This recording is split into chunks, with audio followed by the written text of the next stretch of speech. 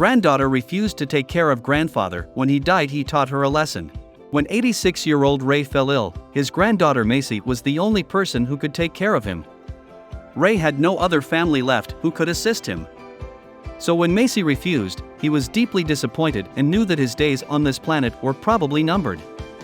After all he had done for her, Macy simply did not care enough to help make his final days easier. And so Ray decided to spend his last days preparing to teach Macy a lesson after he died. Ray passed away peacefully in a hospice a few weeks later. Macy had no idea what her now late grandfather Ray had planned for her. All she knew was that she needed to meet with the notary to discuss the inheritance he had left her. That was all she wanted to hear. Macy started seeing dollar signs immediately. But what the notary had ready for her was something that Macy would never expect. There was no money. Or at least, not yet. The only thing the notary handed to her was a letter that Ray had told him to personally give to Macy. It was a letter that was of the greatest importance. When Macy opened the letter, it quickly became clear the lesson that Ray had spent his last few weeks planning. She could barely believe the old man was capable of something like this. But what lesson did Ray want to teach Macy? Why did he even feel the need to, and what was in the mysterious letter? Before we go on, like this video, smash the subscribe button and click the notification bell. Let's proceed with the video. Macy had not had the easiest start to life. However, her grandfather Ray always did everything in his power to help his granddaughter and to make her life better in whatever way he could. Sadly, as an adult, she would not end up repaying the favor when it mattered most. When Macy was just a little girl of 5 years old, her parents passed away in a car accident one icy winter night. Her widowed grandfather Ray raised her, taking it upon himself to give Macy the best childhood in life he could. But the incident had left a deep imprint on the girl. She was a quiet child who grew into a numb and secluded young adult. There was seemingly nothing Ray could do to help her escape the misery of her mind. He showered her with love and encouraged her to attend therapy and find a way to heal. But it was no use. When Macy was 16, she left home to go live with a then boyfriend.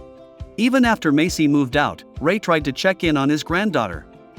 She often ignored his calls though, or was very short with her responses. It hurt Ray's heart to try to watch his only family member drift away from him, but he didn't know what to do. Since Macy had left home, Ray had only seen his granddaughter a handful of times. It was never long. She always seemed to be busy or out of contact. Ray kept asking if everything was okay with her life, but she would avoid the question. But he still always tried to take care of Macy however he could. But several years after Macy moved out, the day came that it was no longer Macy who needed Ray's help. It was now the other way around. One day, Ray fell seriously ill, collapsing in the street. An ambulance was called, and Ray was taken to the hospital. The doctors managed to pull the old man back from the brink of losing his life, but Ray was definitely not out of danger.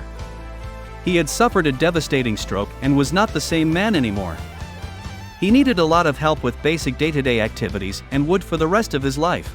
Although Ray had the money to hire a home nurse for the short term, he knew the money wouldn't last long.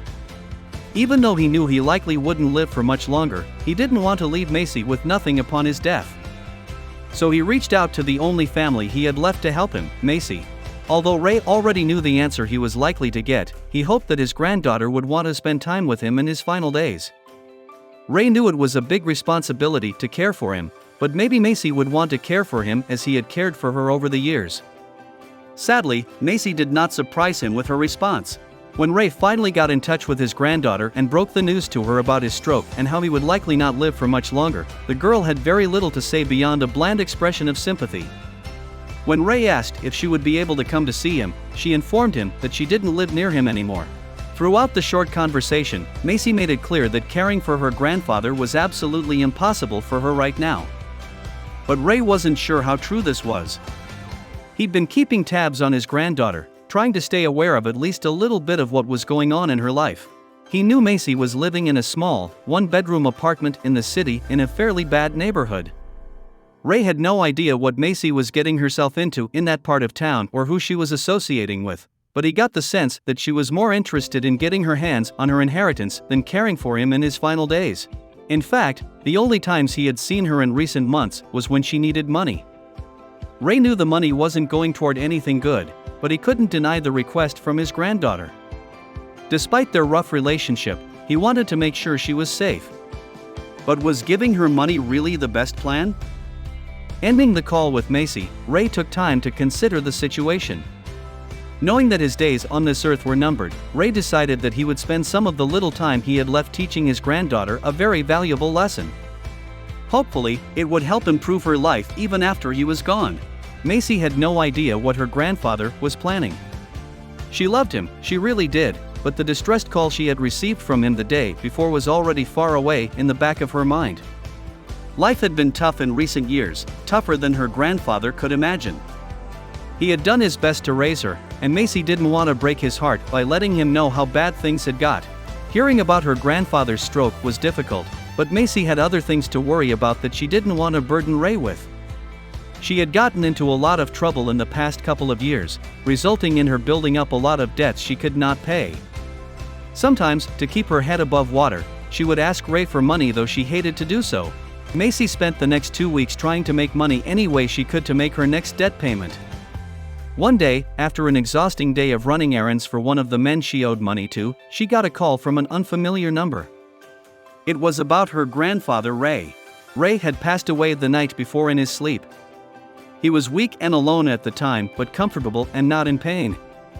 Macy didn't know what to say. The hospice nurse on the phone assured Macy that Ray had already arranged his own cremation, but Macy needed to attend the reading of his will. Even through her heartbreak, the first thing that really got through to Macy was the mention of the will. When she heard the word, Macy saw dollar signs. This might be her way to escape this crippling debt. Perhaps Ray would be able to help her out one last time. She arranged to meet with the notary as soon as possible.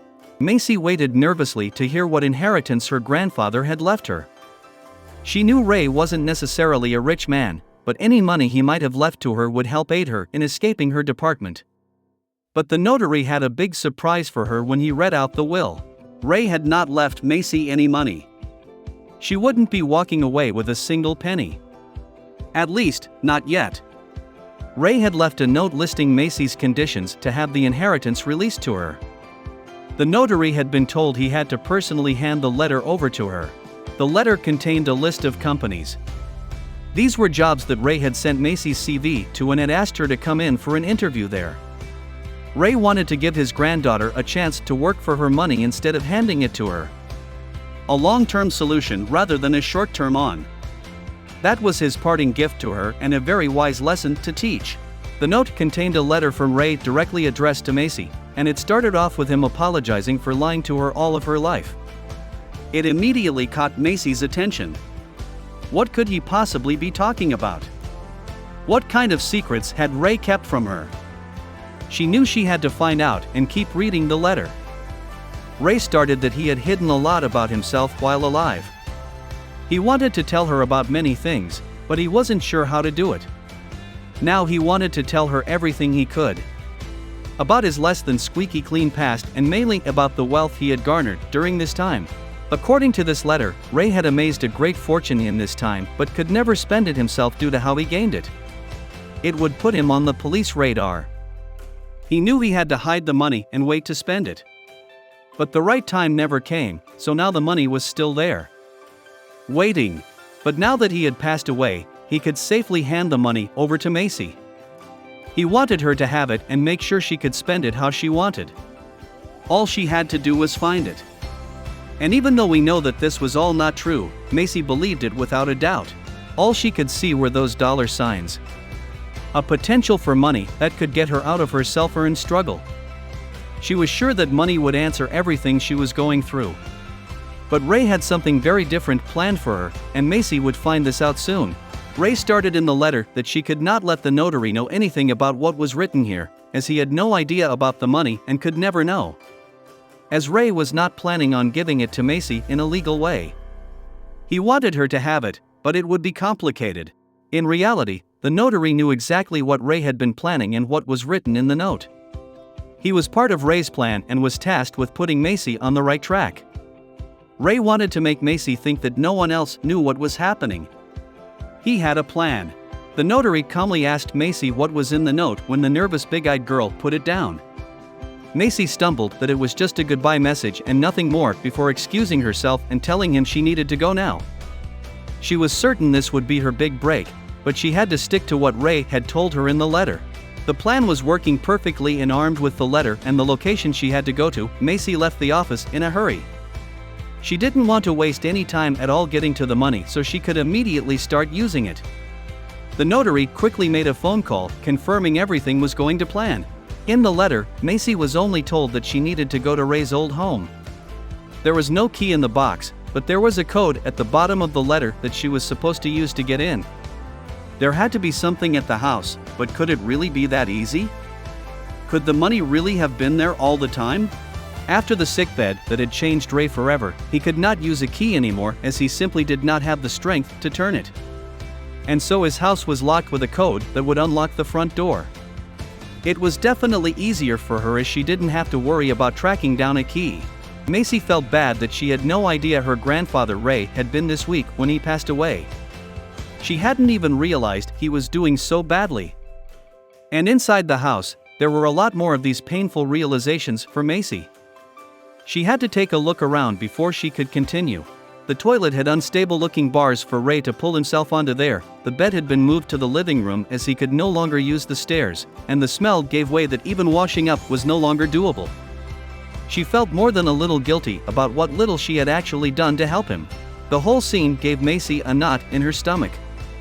Removing herself as far away from her old life as possible had made it easy for her to take her distance from what was happening with her grandpa. But not anymore. Now she couldn't help but look around and pay attention to what was happening in this room. In the whole house. Macy tried to snap out of it.